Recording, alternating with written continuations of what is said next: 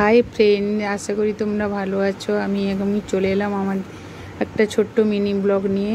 Mini blog মানে বৃষ্টি হয়েছে, ঠান্ডার বাজার, তাই কিছু মাংস কিনে আনলাম।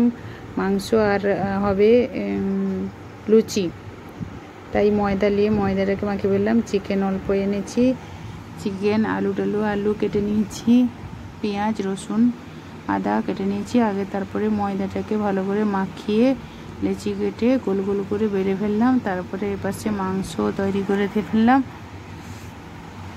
লুচি ভাজাও হয়ে গেছে, মাংস রেডি।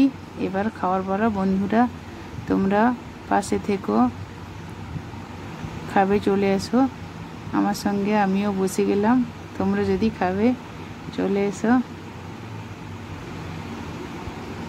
পুরো ভিডিওটা দেখতে পরের ভিডিও দেখার জন্য একটা সাবস্ক্রাইব, লাইক, কমেন্ট করে বলুন আমার মাংসটা কেমন হয়েছে, কালারটা একটু দেখে বলবে। খাবে চলে এসো। টাটা আজকের মতন, আবার পরের ভিডিওতে দেখা হবে।